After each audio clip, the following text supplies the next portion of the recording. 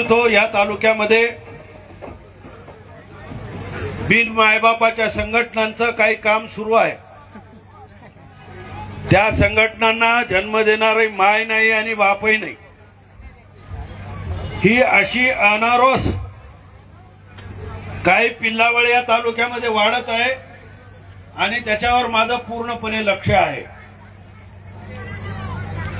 मी आज धर्माबाद पासून ते बिलोली पर्यंत दुपारपासून आहे, त्यांची सर्व समाजद्रोही कामं मी पाहत आहे। मी त्यांना एकच सांगू इच्छितो, कोट्यावधी जनतेचा आहे, जगातील कोट्यावधी जनतेचा जो बाप आहे त्या बापाचं नाव डॉक्टर बाबासाहेब आंबेडकर आहे। या आमच्या बापाला 19व्या शतकामध्ये तुम्ही शाळेमध्ये बसू दिलं नाही, वर्गाच्या बाहेर राहून त्यांनी शिक्षण घेतलं। फळ्यावर गणित सोडवायचं होतं, मास्तरांनी विचारलं पोरांना, या गणिताचं उत्तर कोण देऊ शकतो? वर्गातील सर्व पोरांची डोकी खाली होती, मुंडी खाली होती। वर्गाच्या बाहेर एकच हात उभा होता, तो आमचा डॉक्टर बाबासाहेब आंबेडकर, भीमराव आंबेडकर आमचा बाप होता। वर्गाच्या बाहेरून फळ्याकडे जात असताना वर्गामध्ये बसलेल्या तुमच्या जात भाईच्या कारट्यानी आमची भाकर पाटेल म्हणून त्या भाकरी बाजूला केल्या होत्या।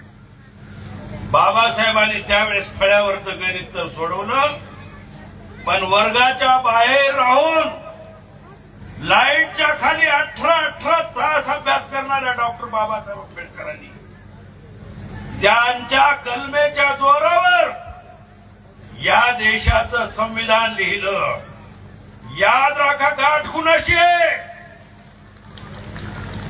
संविधान द्रोह्यानं तुम्ही याद राखा, गाठ कुणाशी आहे? वर्गाच्या बाहेर राहून देशाचं संविधान लिहिणारा तो विद्यार्थी डॉक्टर बाबासाहेब आंबेडकर आमचाही बाप झाला आणि या देशाचाही बाप झाला, हे तुम्ही लक्षात घ्या।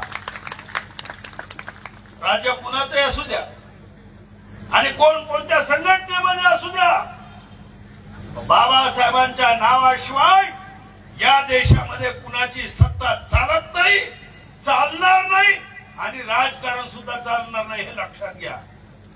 हे जे युग आहे, हे युग तुम्ही काही सांगत बसा, पण हे युग प्रज्ञा सूर्य डॉक्टर बाबासाहेब आंबेडकरांच्या नावाने चालणारं युग आहे।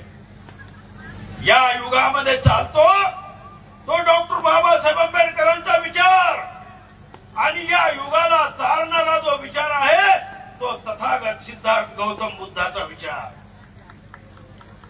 या दोन विचाराशिवाय या देशाला, जगाला तरणोपाय नाही।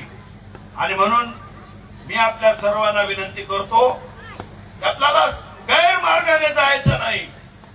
बाबासाहेब आंबेडकरांनी जो संविधानाचा मार्ग दिलेला आहे त्या मार्गाने आपल्याला जायचं, आणि त्या मार्गामध्ये मग कोण कोण काटे होऊन येतात, कोण कोण दगड होऊन येतात ते आपण बघूया।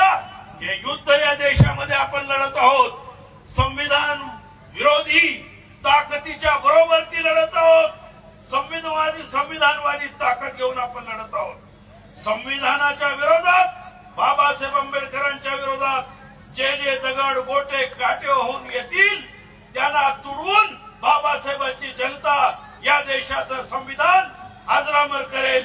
हीच या ठिकाणी जयंतीच्या दिवशी आपण आपली खूनगाठ बांधूया। मी परत एकदा जयंतीच्या आपल्या सर्वांना शुभेच्छा देतो। आणि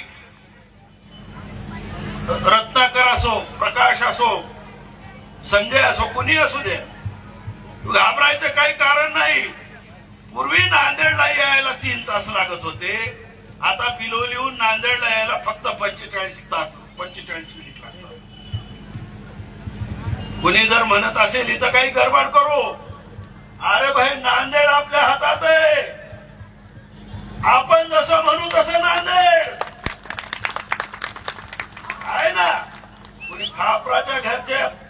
500 घराचे पाटील असतील. अरे आपण तर नांदेड शहरातल्या 10 लाख बिल्डिंगचे पाटील आहोत रे आपण. ही ताकद आहे बाबासाहेब आंबेडकरांची. कोण तुमच्याशी खेळणार आणि कोण. काळजी करू नका, आम्ही आहोत तोपर्यंत. आम्ही आहोत तोपर्यंत. आमचा श्वास गेल्यानंतरच तुमची काळजी.